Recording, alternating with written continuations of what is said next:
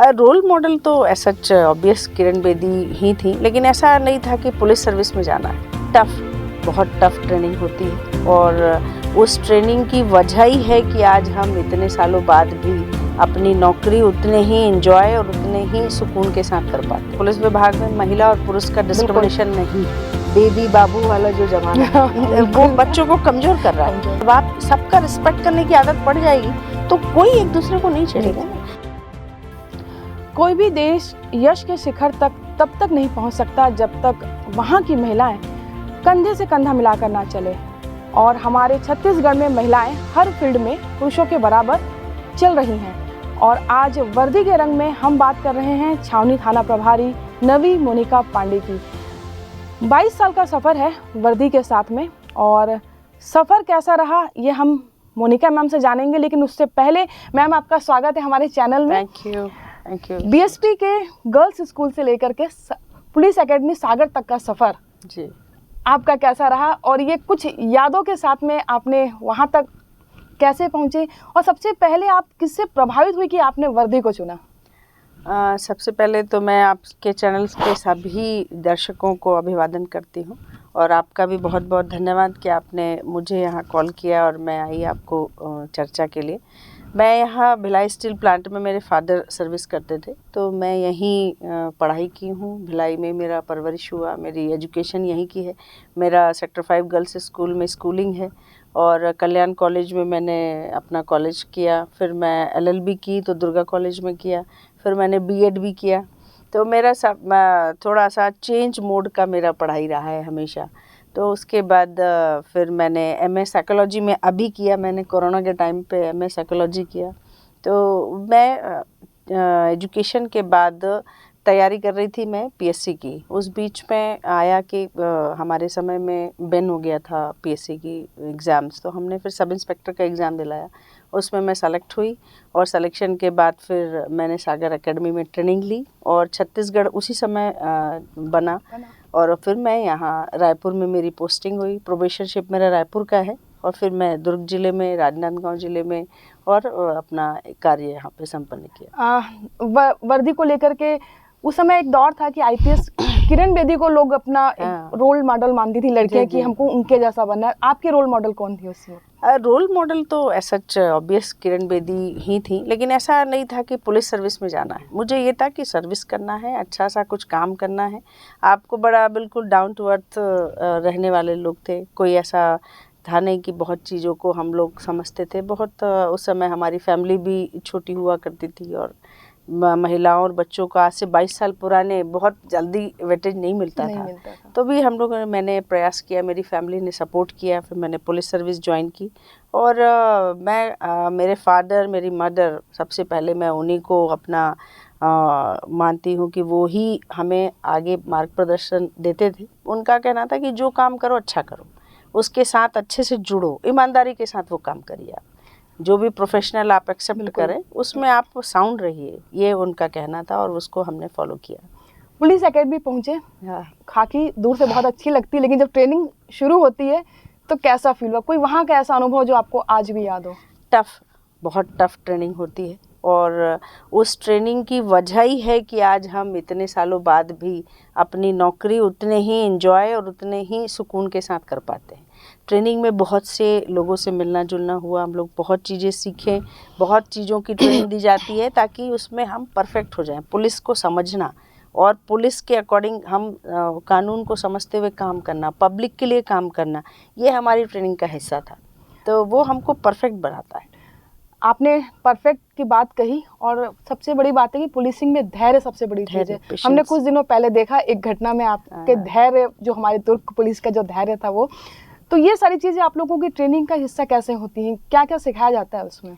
हम लोग सुबह 5 बजे से, है ना, रात तक की माने एक्टिव रहते हैं, एक्टिवली पार्टिसिपेट। उसी समय हमारा ग्राउंड ट्रेनिंग रहेगा, फिर हमें एजुकेशन, पढ़ाई की, कानून की पढ़ाई दी जाती है, फिर हमारा फिजिकल ट्रेनिंग होगा। हमारे 35-40 किलोमीटर तक हम पैदल चलते थे, टफ ट्रेनिंग। फिर हमारे वेपन्स ट्रेनिंग होती थी। मतलब हम इतना बिजी शेड्यूल रहता है हमारा कि हम लोगों को उसी समय बिल्कुल इतना खरा बना दिया जाता है कि उस ट्रेनिंग का ही नतीजा है कि आज तक हम लोग यहाँ हमारा या बिल्कुल, पूरा पुलिस 24 घंटे विभाग ड्यूटी 24 में। घंटे ड्यूटी कर पाता है। ये तो खैर ट्रेनिंग की बात थी। आप नक्सल बेल्ट में भी काम किया होगा आपने? नहीं, अभी नक्सल मैं राजनांदगांव में थी। राजनांदगांव, वो भी एक नक्सल बेल्ट जैसा ही आता है। विभिन्न जिलों में और अपने खासकर दुर्ग भिलाई में आपके सभी थानों में लगभग आपने पोस्टिंग करी। तो सबसे मजेदार काम करने का जो अनुभव रहा किस एरिया में आपको लगता है? मजेदार तो पुलिस का हर एक दिन, हर एक क्षण मजेदार होता है। आपको मजा लेना ही पड़ेगा। आप उसमें जब तक मजे से नहीं करेंगे आप फ्रस्ट्रेशन में आ जाएंगे, डिप्रेशन में चले जाएंगे। तो हमको समझना पड़ेगा, क्योंकि हमारे पास कोई पॉजिटिव थिंग्स या अच्छे लोग या अच्छी पर्सनालिटी बहुत मिलने नहीं आती। बहुत परेशान लोग आते हैं, बहुत दुखी लोग आते हैं और क्रिमिनल लोग आते हैं। तो इन सब से आपको जब मैच करना है और आप इनके साथ काम करेंगे तो पेशेंस होना बहुत ज़रूरी है, धैर्य होना बहुत ज़रूरी है, दिमाग साउंड होना बहुत ज़रूरी है, तभी हम इनको डील कर पाएंगे। तो और हमसे एक्सपेक्टेशन बहुत ज़्यादा है। आप किसी को डिसअपॉइंट नहीं कर सकते।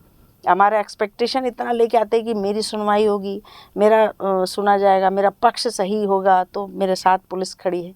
ऑब्वियस पुलिस हमेशा सही लोगों के साथ ही खड़ी रहती है, लेकिन हमारे पास दो लोग आते हैं, एक सही और एक गलत। तो सही तो बाहर जाके तारीफ नहीं करेगा या हमारे बारे में अच्छा नहीं बोलेगा। बुरा जो होगा जिसको वो जरूर हमारे बारे में बैक बाइटिंग जिसको कहते हैं, हमारी छवि खराब करने की कोशिश तो वो करते हैं। लेकिन उससे हमारा ट्रेनिंग इतना मजबूत है, हम लोगों को इतना पेशेंसली वर्क करने की आदत है कि हमें ये सब चीज़ें फ़र्क नहीं पड़ती। हम क्योंकि सोशल वर्क जैसा हमारा काम है और दिल से करते हैं। सारे पुलिस वाले बहुत मेहनत करते हैं और सिर्फ पब्लिक के लिए करते हैं, तो उसमें हमको अच्छा लगता है। कुछ 2-4 की बुराई से हमें फ़र्क नहीं पड़ता। हम मेहनत कर रहे हैं वो सबको दिखता है।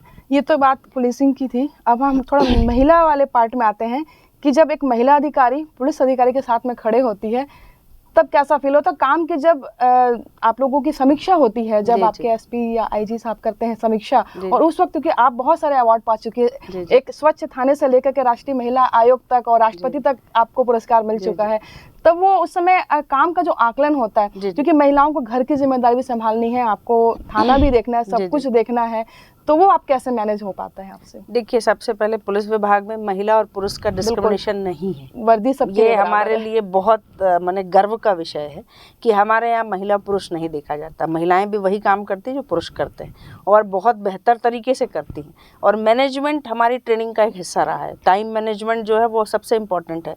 हम टाइम मैनेज करके अपना घर भी संभालते हैं, अपने बच्चों को भी देखते हैं और अपना काम भी देखते हैं। उसके साथ जब हम काम करते हैं तो हमें अप्रिशिएट करने वाले हमारे साथ हमारे अधिकारी रहते हैं, हमारे सारे कोलिग्स रहते हैं, हमारा लोअर स्टाफ रहता है, वो सब हमको सम्मान उसी दृष्टि से देखते हैं। कभी डिस्क्रिमिनेशन हमने नहीं देखा कि अरे वो महिला अधिकारी है इसको कम काम दो। नो, मैं तो यहाँ रही हूँ, मैंने आप लोगों के साथ भी काम किया है, कभी मुझे एहसास नहीं हुआ कि मुझे महिलाओं के स्तर पे कभी आका जा रहा।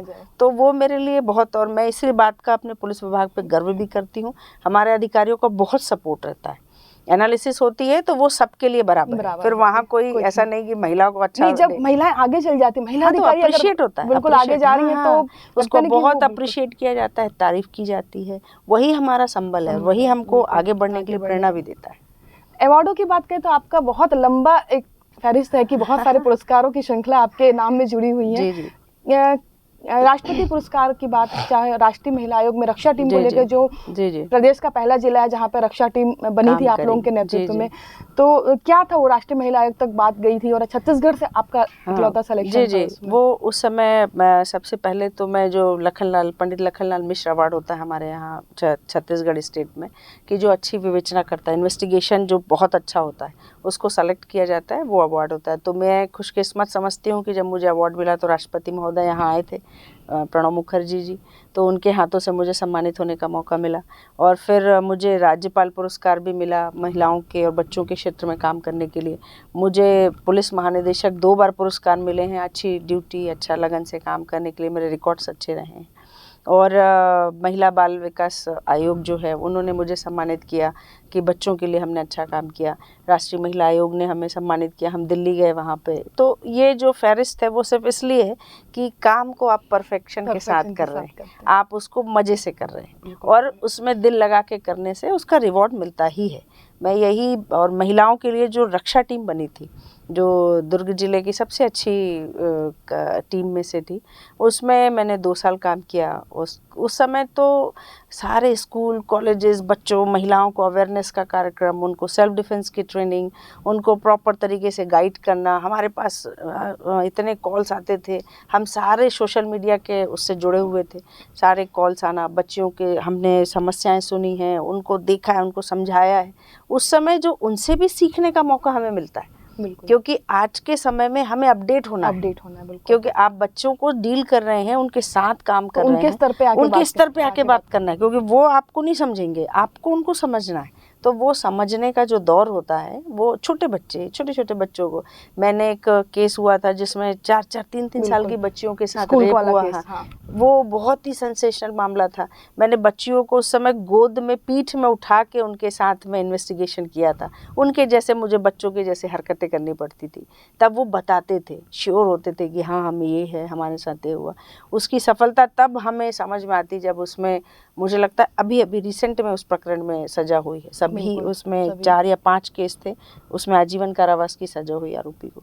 तो वो हमें एक सीखने का मौका मिलता है। काम अच्छा करने से, रिजल्ट अच्छा आने से आपको पॉजिटिविटी, मोटिवेशन भी मिलता है। तो वो इस विभाग का एक बहुत ही पावरफुल पार्ट है। बात हम बेटियों की करते हैं, बहुत सेंसिटिव है बेटियां आजकल, बिल्कुल सहन नहीं करती हैं किसी भी चीज़ को, चाहे अधिकारों की बात करें, कर्तव्यों की बात करें, या स्कूल स्टूडेंट हो, थोड़ा सा कुछ भी छोटी सी चीज़ हुई, सुसाइड जैसे पॉइंट तक भी पहुंच जाती हैं।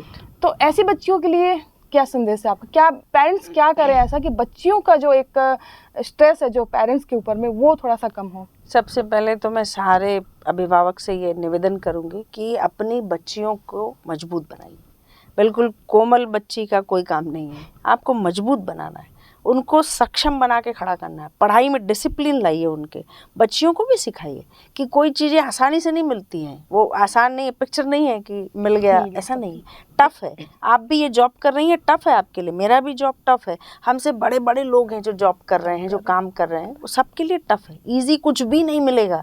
जो नाम कमा रहा है, जो जिसकी शोहरत है, जिसके पास पैसा है, जिसके पास छवि है, वो सिर्फ मेहनत से मिले। ये उनको समझाना पड़ेगा, बच्चियों को ये सिखाना पड़ेगा कि आप मेहनत करेंगे तभी मिलेगा। ईजी जो चीज़ें हैं वो खराब वो कमज़ोर बनाएगी आपको। तो आप उनको बहुत प्रोटेक्टिव मत रहिए। सबसे पहले मेरी हर माँ और हर पिता से निवेदन है कि बच्चियों को लेके बिल्कुल प्रोटेक्टिव ना रहें, थोड़ा मजबूत बनाएं। कुछ नहीं होगा, उनको छोड़िए, आप उनको करने दीजिए उनका काम। उनको मजबूत लड़की, डिसिप्लिन सिखाइए, स्वेच्छा से काम करने का उनको गोल फिक्स कराइए कि आप इस गोल पे करें, क्योंकि आपको भी रोल मॉडल बन के दिखाना है। जैसा पेरेंट्स करेगा उसका 75% बच्चा करेगा। तो आप 25 तो दुनिया से सीखेगा, लेकिन आपने जो उसको दिया है बेस, वो मजबूत बेस बनाइए। चुनौतियों से भरा संसार है, यहाँ वही टिकेगा जो मजबूत होगा। उनको सिखाइए कि प्योर सोल किसको कहते हैं, सहृदय से बात करना सिखाइए।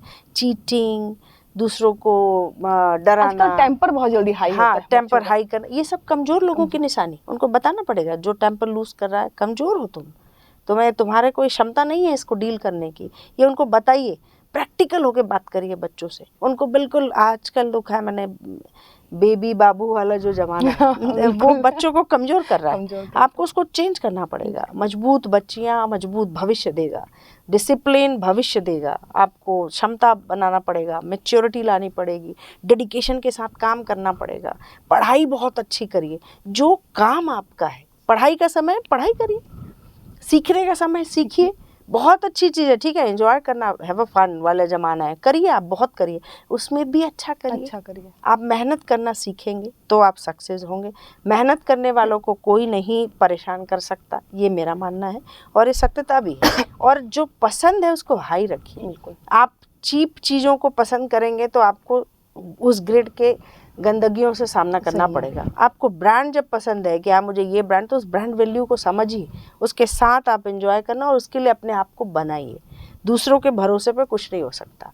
तो आजकल की बेटियों को मजबूत बनाए, बच्चों को रिस्पेक्ट करना सिखाइए, लड़कों को कि वुमेन का रिस्पेक्ट करें। सही बात। जब निर्भया कांड हुआ था तो सब बोलते थे कि बेटों को आपको सिखाना बेटों को संस्कार देने हैं, तो बेटों की कितनी जिम्मेदारी होती है? 110%। समाज में दोनों की बराबर की जिम्मेदारी है। जब महिलाओं की जिम्मेदारी है, बेटियों की जिम्मेदारी, तो बेटों की और पुरुषों की भी जिम्मेदारी है, उनको निभाना पड़ेगा।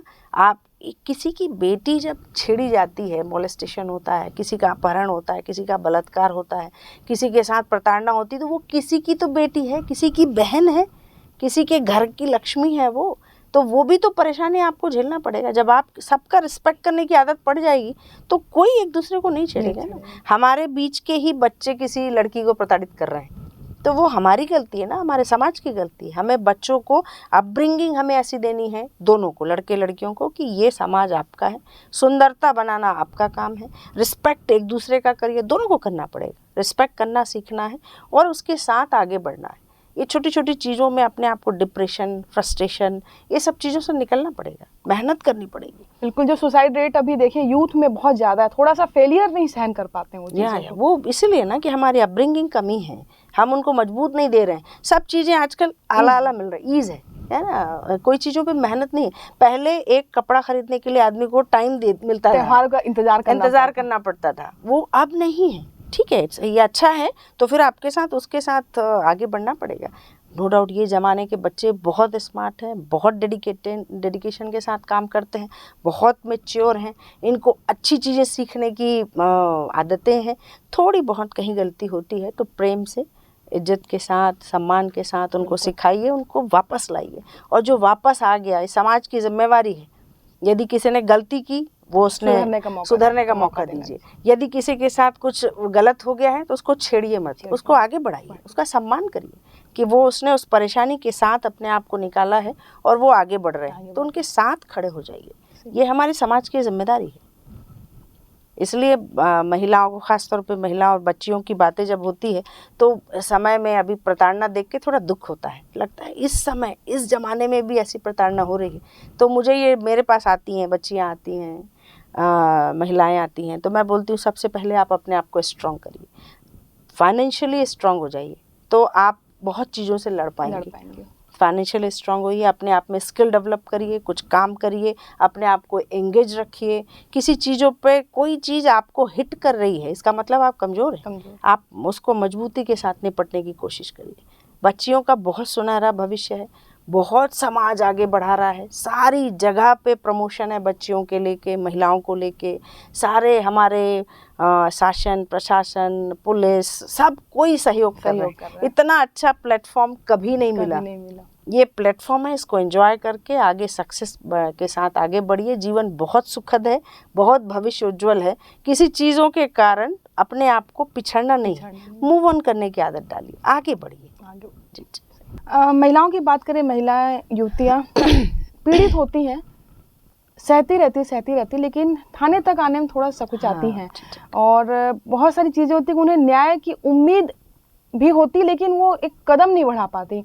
तो ऐसी महिलाओं के लिए क्या है आप लोगों के? बहुत सारी चीज़ें ऐसी कि महिलाओं को पता नहीं। अभिव्यक्ति ऐप आ गया, जैसे आप कभी भी उसमें आप लोकेशन भेज करके हेल्प ले सकते हैं। और खासकर महिलाओं के लिए बहुत अच्छी चीज़ है कि वो जब भी कहीं मुसीबत में है तो कर सकती हैं।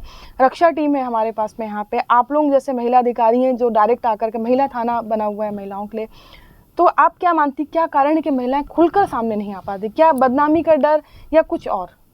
देखिए, सबसे पहले तो महिलाओं को सारा पुलिस उनके साथ खड़ी है, हम ये उनको कॉन्फिडेंस दिलाते हैं। महिलाएं टीम हैं, आप, इसलिए महिला पुरुष की बात नहीं है यहाँ पे। आप पुरुष के साथ भी आइए, वो भी आपकी रिपोर्ट सुनेंगे, लेकिन महिलाओं के साथ आप थोड़ा सा फैमिलियर, कंफर्ट जोन पे रहते हैं, इसलिए महिलाओं को आगे किया गया। अदरवाइज किसी भी महिला को कभी नहीं घबराना है कि मैं पुरुष है तो रिपोर्ट नहीं लिखाऊंगी या नहीं बताऊँ। आप बताइए, वो बहुत सिंसियर हैं और बहुत ही सेंसिबल हैं। वो पुरुष ज़्यादा अच्छे से आपकी बात सुन के ज़्यादा अच्छा डील कर पाएंगे, तो आपको घबराने का कोई बात नहीं। आज के समय में इतनी अवेयरनेस है, इतनी पढ़ी लिखी बच्चियाँ, इतनी महिलाएं हैं, कोई डरने की बात ही नहीं है। आपको सहन नहीं करना है। मैं जो हमेशा एक बात बोलती हूँ, सहन मत करिए, टॉलरेट मत करिए, उसको खींचिए मत। जो चीज़ें आपको बुरी लग रही हैं वो आज भी बुरी हैं, कल भी बुरी हैं, परसों भी बुरी रहेंगी। वो बुराई आ गई ना, उसको आपको खींचना नहीं है, अपने आप को परेशान नहीं करना है। आप आइए, अपनी बात रखिए और फिर अपने आप को रिलैक्स करिए। पुलिस थाने में रिपोर्ट होने के बाद उस पे क्या हो रहा है इसको वॉच करने की जिम्मेदारी आपकी नहीं। आप अपने आप को रिलैक्स करिए, पुलिस अपना काम करेगी। आपके जो प्रकरण में आरोपी हैं उसको हम बिल्कुल बाकायदा 60 दिन के अंदर हमें पेश करना है। हम कोशिश करते हैं कि 30 दिन जल्दी से जल्दी हम उस प्रकरण को पेश करें ताकि महिलाओं को न्याय मिले और समाज में एक अच्छा मैसेज जाए। तो ये काम हम कर रहे हैं। इसे अभी क्या होता है, परेशानी की वजह क्या होती है, मेरी एक अंदर से उनको फीलिंग आती है कि तुरंत सब हो जाए, तो वो नहीं है। पुलिस में प्रक्रिया है, प्रोसीजर है, अपना प्रोटोकॉल है, हमें वो फॉलो करना पड़ता है। तो वो हम उस प्रोटोकॉल के तहत ही काम कर पाएंगे। आप अपनी रिपोर्ट रखिए, रिलैक्स होइए और अपने आप को चेंज करिए, मूव ऑन करिए। आपका केस हो गया दर्ज वहाँ पे, उसके बाद उसको लेके अपने को आप डिप्रेशन में मत डालिए। वो जो महिलाओं से एक मेरी बहुत गुजारिश रहती है कि आपने रिपोर्ट लिखा दी, अब आप मूव ऑन करिए, आप जाइए, हम देखेंगे उसको। हमारी जिम्मेदारी है आपको रिपोर्ट की फाइनल बता दिया जाएगा कि कब चालान पुटअप हो रहा है, आप उसके बाद आगे देखिए उसको। हमार बेटी हमार मान अभियान चल रहा है पुलिस का पूरे प्रदेश भर में, और आप लोग भी बहुत सारे इसमें प्रोग्राम्स भी करते हैं। तो अभी 2023 में आप लोगों की क्या प्लानिंग है इसमें? आप लोग किस तरीके से बेटियों तक या महिलाओं तक जो बात पहुंचानी, जैसे बात अभी आपने बताई, उनको उन तक पहुंचाना और एक अवेयरनेस को लेकर के आप लोग क्या सोचते हैं अभी? देखिए, दुर्ग पुलिस और छत्तीसगढ़ पुलिस दोनों के साथ हम ये कहते हैं कि हम बहुत सेंसिटिव हैं, खासतौर पे महिलाओं की रिपोर्ट्स के लोग की। हमारे पुलिस अधिकारी, जैसे हमारे पुलिस अधीक्षक महोदय हैं श्री पल्लव जी, वो खुद ही बहुत सेंसिटिव, बहुत आगे आके काम करते हैं। महिलाओं की रिपोर्ट्स पर तुरंत एक्शन लेने का हमें आदेश है, हमें मतलब पूरे पुलिस विभाग को आदेश है कि महिलाओं को हम बिल्कुल, आई है रिपोर्ट, उस पर कार्रवाई होगी, उसकी सुनवाई होगी, उसको नहीं। हाँ, कभी फैमिली डिस्प्यूट वाले मैटर्स हैं तो वो महिला थाना में थोड़ा टाइम लगता है, काउंसलिंग होती है, परिवार बचाने की कोशिश है। वो भी इसलिए कि आपका भविष्य है, उससे आपके बच्चों का भविष्य निर्भर करता है, इसलिए उसको काउंसलिंग में डाला जाता है। अदरवाइज हर केस में तुरंत कार्रवाई, तुरंत अरेस्टिंग, तुरंत चालान पेश, हमारे यहाँ ये है। बाकी प्रोसीजर कोर्ट का है, क्योंकि पुलिस निर्णय वाली स्थिति में नहीं है। हम जजमेंट नहीं दे सकते हैं, जजमेंट के लिए न्याय की अलग अलग है। हमारा काम जो है वो करके हम तुरंत दे देंगे। तो बहुत सेंसिटिव है। आप महिलाओं के लिए अभिव्यक्ति ऐप चल रहा है, 112 में अपनी समस्या को बताइए। हर जिले में IUCAW है, वहाँ जाके अपनी रिपोर्ट्स बताइए। हर जिले में महिला है, महिला थाना है, हर जिले में महिला प्रकोष्ठ है, कहीं भी जाके अपनी रिपोर्ट्स सुनाइए। इवन आप सामान्य थाने में जाके अपनी रिपोर्ट बताइए, वहाँ सुनवाई होगी, आपका काम होगा। वहाँ पे आपके अंदर जो आपको परेशान कर रहा है, आपको परेशानी, आप उसको बताइए, न्याय मिलेगा बिल्कुल जी। और 22 साल का आपका जो ड्यूटी का दौर है, उसमें सबसे यादगार लम्हा आपके लिए कौन सा था? हर चीज़ यादगार होता है क्योंकि पुलिसिंग ऐसा है कब बता के समय नहीं आता। ये प्लान नहीं है, अनप्लान चीज़ है। अभी क्या होगा मुझे नहीं मालूम, लेकिन उसको बस किस टेक्निक के साथ हैंडल करना है, कितने सेंसिटिवनेस के साथ उसको देखना है, लोगों को प्रॉपर न्याय मिल सके वो हमको देखना है। वहाँ कोई ऐसा क्रिएट माहौल ना हो जाए कि लॉ एंड ऑर्डर की स्थिति हो जाए, हमको वो देखना है। हर चीज़ों को पेशेंसली डील करना है, क्योंकि 2 अग्रेसिव पार्टीज आ रही हैं, दो लोग लड़के आ रहे हैं, वहाँ बीच में आप एक हर्डल हो कि नहीं तुम भी शांत रहो, तुम भी, वो प्रेशर हम झेलते हैं। तो सबसे अच्छी चीज़ तो मुझे ये लगी थी कि 8 मार्च में जब आप लोगों ने नाइट आउट का जो पेट्रोलिंग का वो फर्स्ट टाइम छत्तीसगढ़ में दुर्ग जिले से हुआ था, और बहुत कॉन्फिडेंट थी सारी महिला अधिकारी, सारे महिला जो आपके सिपाही थे सारे थे। तो ऐसी कुछ प्लानिंग आप लोग कर रहे हैं कभी कि कुछ ऐसा करें कि लोगों के बीच में एक मैसेज जाए कि जो लड़कियां हैं आने सोचती कि हमें पुलिसिंग में आना है या इस फील्ड इसे एज ए कैरियर लेना है, तो उनके लिए क्या संदेश देना चाहेंगे? करियर का रास्ता बहुत अच्छा है। आप इस विभाग में आइए, आप सबसे पहले खुद सुरक्षित हो जाती हैं, फाइनेंशियली आप स्टेबल हैं, आप तनख्वाह मिल रही है आपकी, आप नौकरी में, आपको मान सम्मान मिलता है, आपके साथ में पूरा पुलिस विभाग है, और आप इस काम को करने के लिए मेहनत तो करना है, आपको समय देना है, और आपको 24 आवर्स की नौकरी है वो आपको पहले ही दिन बता दिया जाता है, तो आपको तय करके आना है और अपने दिमाग और जो प्रोफेशनल एथिक्स है उसको ले के चलना पड़ेगा, शांत होकर आपको काम करना पड़ेगा। ये बहुत अच्छा फील्ड है। मैं सारी महिलाओं से, बच्चियों से आह्वान करती हूँ कि प्लीज़ वेलकम आइए आप इस विभाग में, मज़े से काम करिए। आप जब फर्स्ट टाइम जब ट्रेनिंग के बाद में यूनिफॉर्म में आई होंगी, तब आपको लोगों के कैसे रिस्पांस मिलते थे? एक्चुअल में क्या था, मैं भिलाई से और मैं थोड़ा शाई नेचर की थी, इंट्रोवर्ट थी मैं, और उस समय बात कम करना रहता था, मैं बहुत ही शांत थी। तो मुझे जब पुलिसिंग देखती थी तो मेरी ट्रेनिंग, जो मेरे टीआई साहब थे श्रीमान भालेकर जी, अब नहीं रहे वो, तो वो ट्रेनिंग जब देते थे, मैं जब आई थी फील्ड, एक हमारी जो ट्रेनिंग होती वो अलग होती है, फील्ड में जब हम आके थाने में काम करते हैं वो बिल्कुल अलग होता है, वो भी हमारा ट्रेनिंग का पार्ट रहता है।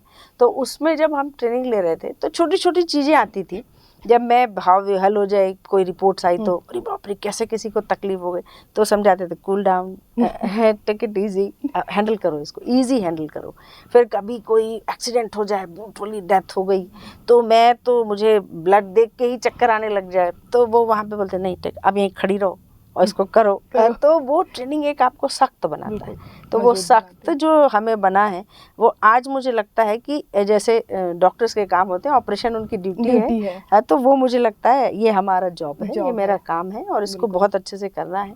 यहाँ पे कभी कभी लगता है, कभी थोड़ा सा मेंटल स्ट्रेस आता है कि प्रेशर आता है, कुछ चीज़ें होती हैं, लेकिन उसको संभालने की क्षमता भी हमारे पास है, तो हम बहुत अच्छे से काम करते हैं। हमारे यहाँ टीम वर्क है, मेरा प्रेशर मेरे हायर ऑफिसर भी झेलते हैं और हमारा लोअर स्टाफ भी झेलता है, तो हम एक बहुत सहज टीम के साथ हम काम करते हैं। हमारे पास बहुत से हैंड्स होते हैं, तो हम मज़े से काम करते हैं, कोई इशू नहीं है। कभी कोई पुलिसिंग में ये नहीं है कि हम फ्रस्ट्रेशन में कभी किसी को अन्याय कर दें, वो बहुत ही कूल काम होता है। वो कहीं सिचुएशन 110% तो कोई नहीं दे सकता, कभी कोई गलतियां होती हैं तो वो हमें लगता है कि वो टेंशन की वजह से होती है, अदरवाइज हम बहुत ही कूल काम तरीके से काम करते हैं। जी हाँ, मोनिका मैम ने जिस हिसाब से बताया कि टीम वर्क है पुलिसिंग का, और टीम वर्क तो हर जगह होता है, लेकिन आप पुलिसिंग को जितना लोग समझते हैं कि नहीं पुलिस से ना दोस्ती अच्छी ना दुश्मनी अच्छी, तो वो कहावत यहाँ पर बिल्कुल गलत है, क्योंकि यहाँ पर पुलिस आपकी दोस्त है। और खासकर मैं दुर्ग भिलाई की बात करूँ तो हमारे यहाँ तो हम पिंक फ्रेंड बनाते हैं पुलिस में यहाँ पे, और पिंक फ्रेंड मैं भी बनी हुई हूँ पिंक फ्रेंड पुलिस की। तो आप ये देखिए कितना खूबसूरत है ये खाकी का रंग, और ये जो वर्दी का रंग है, आप न केवल एक गौरव की बात है कि जो इस वर्दी को पहनता है वो उसका एहसास वही समझ सकता है, ये बात मैं हर बार कहती हूँ। और हमें खुद गर्व होता है कि हम ऐसे अधिकारी के साथ में बैठे हुए हैं कि जो एक नई मिसाल पेश करते हैं। और आपने शहर में और हमारे प्रदेश में मोनिका मैम का नाम एक अलग अंदाज में लिया जाता है। तो आपसे भी गुजारिश है कि जो पुलिस के प्रति जो धारणा थी जो आपकी कि ना दोस्ती अच्छी ना दुश्मनी अच्छी, थोड़ा सा बदलिए, और हम आपको खाकी के रंग में ऐसे ही नए नए रंग दिखाते रहेंगे। अब मैं इस कार्यक्रम से इजाजत चाहती हूँ। न्यू वीडियोस के अपडेट पाने के लिए सब्सक्राइब करें केपी न्यूज़ को और बेल आइकन को दबाएं।